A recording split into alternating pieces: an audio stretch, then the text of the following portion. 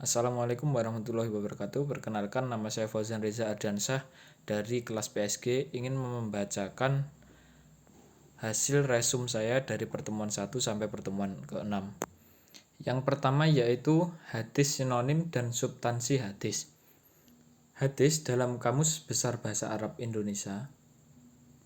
Hadis dalam Kamus Besar Bahasa Arab Al-Asy'ari. Kata hadis berasal dari bahasa Arab al-hadis yang berarti baru, berita. Ditinjau dari segi bahasa, kata ini memiliki banyak arti, diantaranya yaitu al-jadid yang baru, yang kedua dekat atau qorib, yang ketiga warta atau berita. Sedangkan menurut istilah atau terminologi, hadis yaitu segala sesuatu yang bersumber dari Nabi Muhammad SAW, baik ucapan, perbuatan maupun ketetapan yang berhubungan dengan hukum atau keputusan atau ketentuan-ketentuan Allah yang disyariatkan kepada manusia. Yang dikatakan hadis adalah sesuatu yang berkaitan dengan misi dan ajaran Allah yang diemban oleh Nabi Muhammad SAW sebagai Rasulullah. Selanjutnya sinonim hadis. Pengertian sunnah. Menurut ahli usul, sunnah adalah segala sesuatu yang diambil dari Nabi Muhammad SAW, baik berupa perkataan, perbuatan, atau takrir beliau yang berkaitan dengan hukum syariat. Yang kedua, pengertian khobar.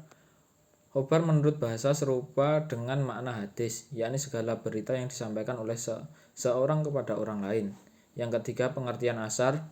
Asar menurut bahasa ialah berkesan sesuatu atau sisa sesuatu.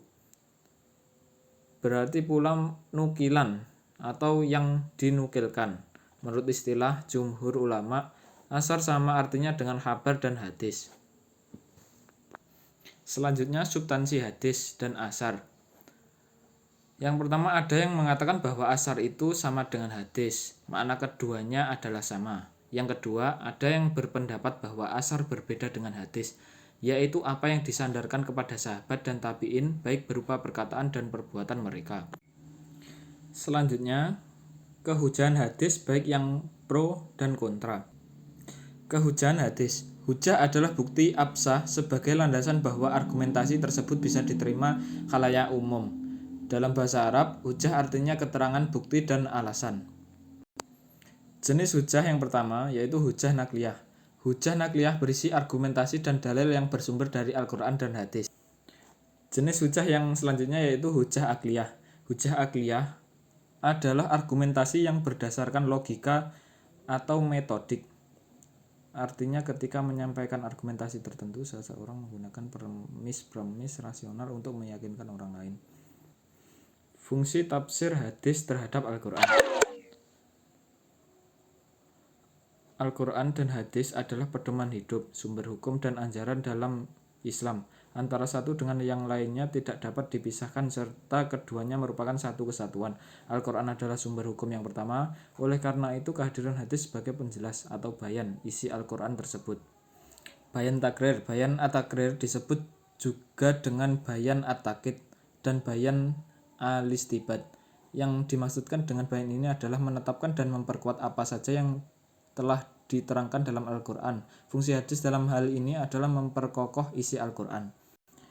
Selanjutnya bayan takyid, yaitu kata yang menunjukkan pada hakikat kata itu apa adanya tanpa memandang jumlah atau sifatnya.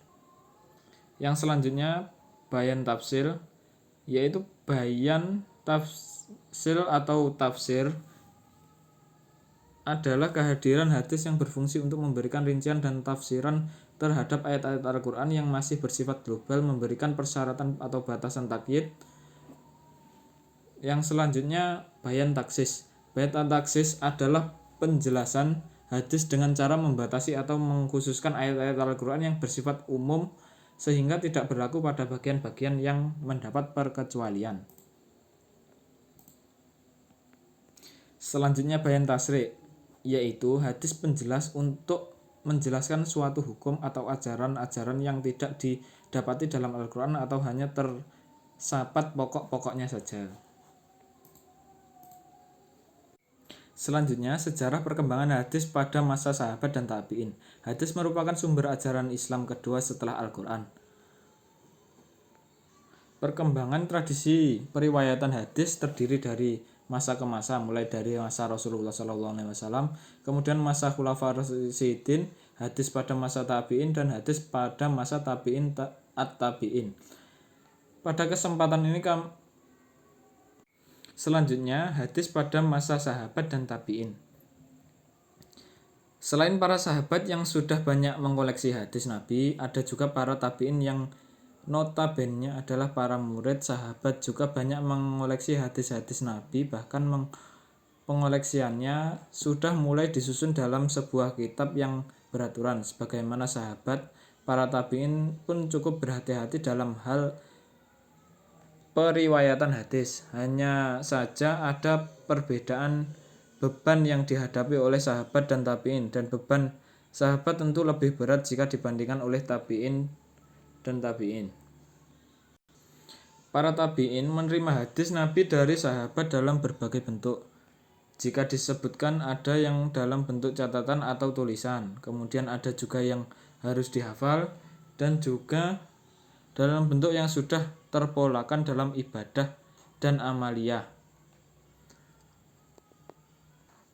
Kemudian tabi'in menyaksikan dan mengikutinya. Dengan demikian tidak ada satu hadis pun yang tercecer. Selanjutnya, sejarah perkembangan kodifikasi hadis.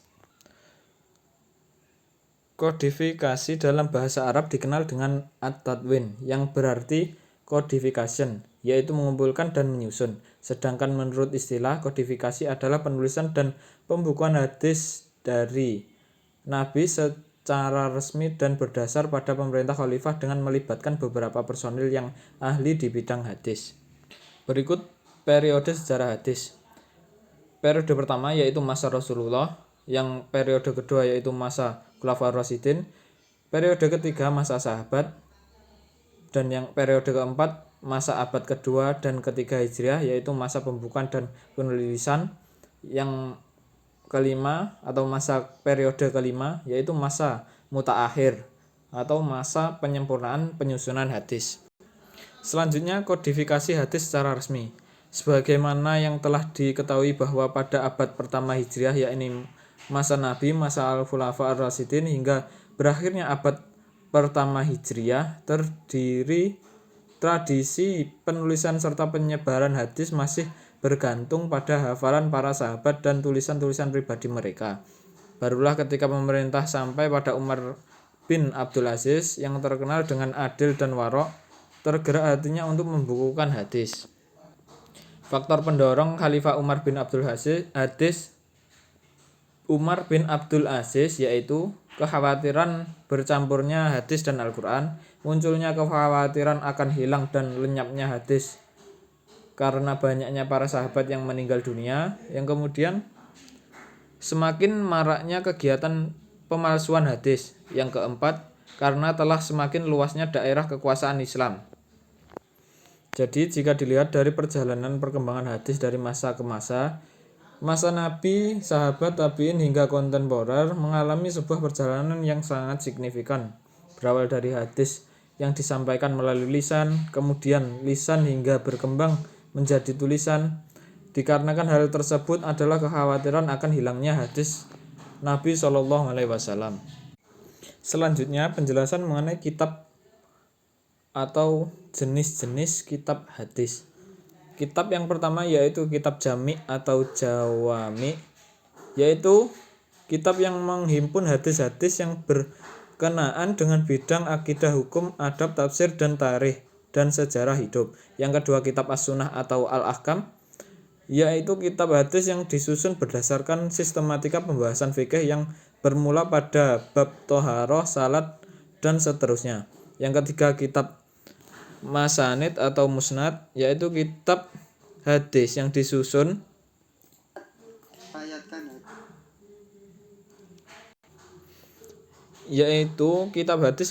berdasarkan nama-nama sahabat yang meriwayatkan hadis. Biasanya dimulai dengan nama sahabat yang pertama kali masuk Islam atau disesuaikan dengan urutan abjad.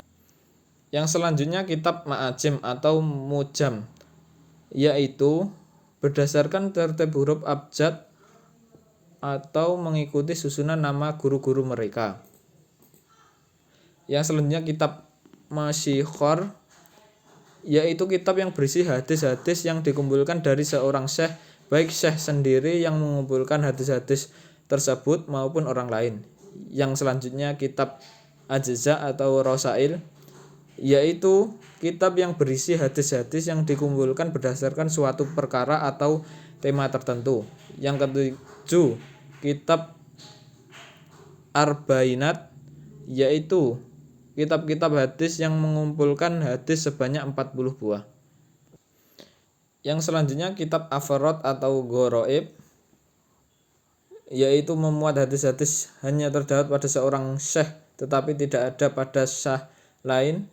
Yang kesembilan yaitu kitab mutadrok, kitab hadis yang mengumpulkan hadis-hadis yang tidak disebutkan oleh pengarang sebelumnya. Yang selanjutnya kitab mustaharot, yaitu kitab hadis yang mengumpulkan hadis-hadis dalam satu kitab yang memiliki rangkaian sanad berlainan. Yang selanjutnya kitab ilal, yaitu kitab yang menyebutkan adanya kecacatan pada sebuah periwayatan hadis baik dari segi matan maupun sanadnya. Yang selanjutnya adalah tingkatan kedudukan hadis. Yang pertama sahih, yang kedua hasan, yang ketiga dhaif. Hadis sahih yaitu yang sanadnya bersambungan dari permulaan sampai akhir disampaikan oleh orang-orang yang adil. Yang selanjutnya hadis hasan, yaitu hadis yang sanadnya bersambung dari permulaan sampai akhir diceritakan oleh orang-orang yang adil, kurang dohirnya, serta tidak ada sanad dan ilat yang berat di dalamnya. Selanjutnya hadis dhaif, yaitu hadis yang di dalamnya tidak terkandung syarat hadis hasan dan hadis sahih.